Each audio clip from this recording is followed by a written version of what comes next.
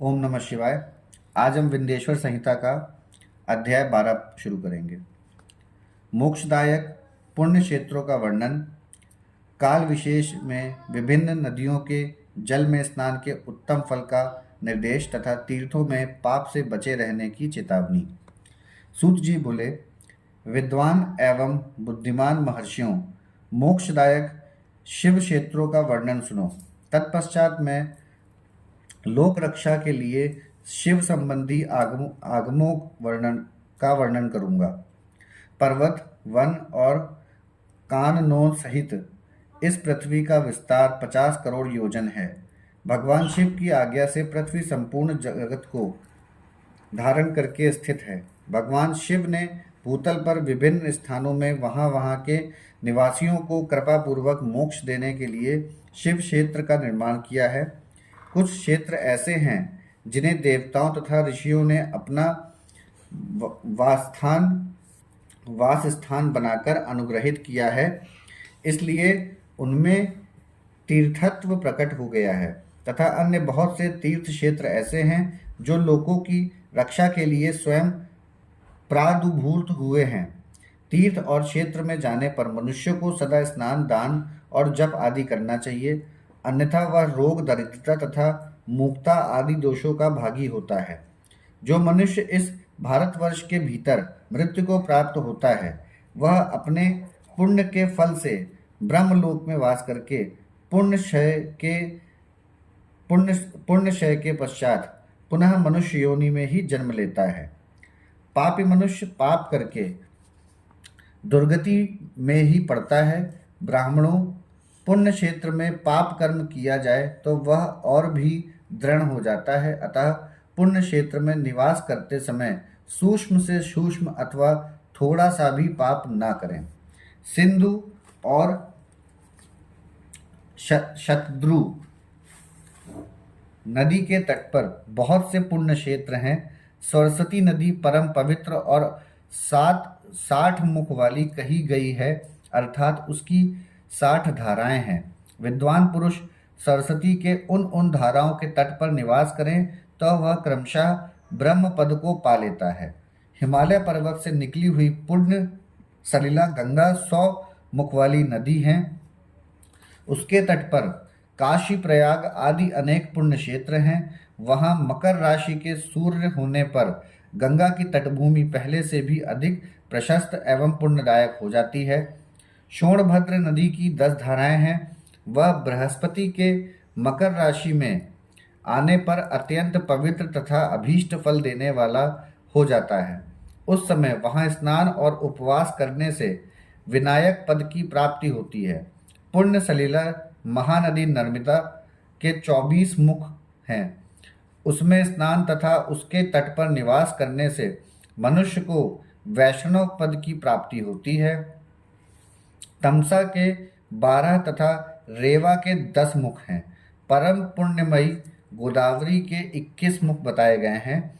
वह ब्रह्मत्या तथा गोवध के पाप का भी नाश करने वाली एवं रुद्रलोक देने वाली है।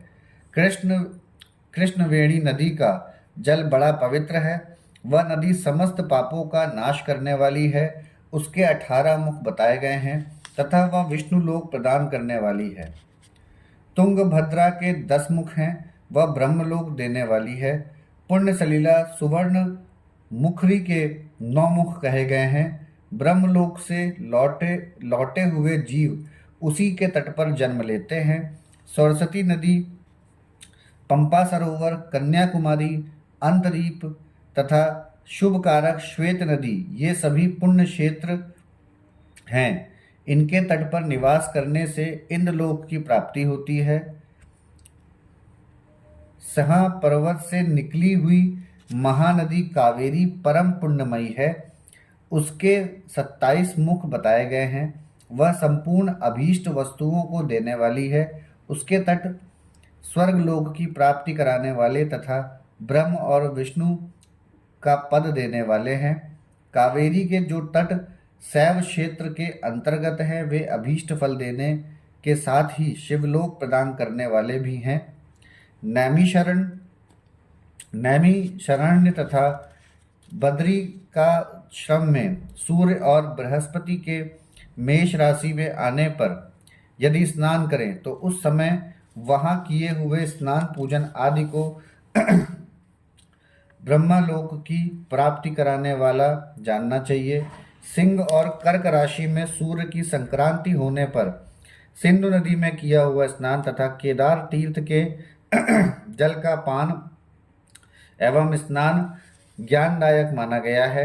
जब बृहस्पति सिंह राशि में स्थित हैं उस समय सिंह की संक्रांति से युक्त भाद्रपद मास में यदि गोदावरी के जल में स्नान किया जाए तब वह शिवलोक की प्राप्ति कराने वाला होता है।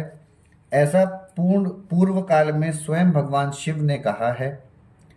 जब सूर्य और बृहस्पति कन्या राशि में स्थित हों तब यमुना और शोणभद्र में स्नान करें। वह स्नान धर्मराज तथा गणेश जी के लोक में महान भोग प्रदान कराने वाला होता है। यह महर्षियों की मान्यता है। जब सूर्य और बृहस्पति तुला राशि में स्थित हों उस समय कावेरी नदी में स्नान करें। वह स्नान भगवान विष्णु के वचन की महिमा से संपूर्ण अभीष्ट वस्तुओं को देने वाला माना गया है। जब सूर्य और बृहस्पति वृश्चिक राशि पर आ जाएं, तब मार्गशीर्ष अहगन के महीने में नर्मदा में स्नान करने से श्री विष्णु लोक की प्राप्ति हो सकती है। सूर्य और बृहस्पति के धन राशि में स्थित होने पर सुवर्णमुखी नदी में किया हुआ स्नान शिवलोक प्रदान करने वाला होता है। जैसा कि ब्रह्मा जी का वचन है, जब सूर्य और बृहस्पति मकर राशि में स्थित हों उस समय माघ मास में गंगा जी के जल में स्नान करना चाहिए। ब्रह्मा जी का कथन है कि वह स्नान शिवलोक की प्राप्ति कराने वाला होता है। शिवलोक के पश्चात ब्रह्मा और विष्णु के स्थानों में सुख भोगने पर अंत में मनुष्यों को ज्ञान की प्राप्ति हो जाती है। माघ मास में तथा सूर्य के कुंभ राशि में स्थित होने पर फागुन मास में गंगा जी के तट पर किया हुआ श्राद्ध, पिंडदान अथवा तिलोदक दान पिता और नाना दोनों कुलों के पितरों की अनेकों पीढ़ियों का उद्धार कराने वाला माना गया है। सूर्य और बृहस्पति जब मीन राशि में स्थित हों तब कृष्णवेणी नदी में किए गए स्नान की ऋषियों ने प्रशंसा की है। उन महीनों में पूर्वोक्त तीर्थों में किया हुआ स्नान इंद्रप्रद की प्राप्ति कराने वाला होता है। विद्वान पुरुष गंगा अथवा कावेरी नदी का आश्रय लेकर तीर्थवास करें।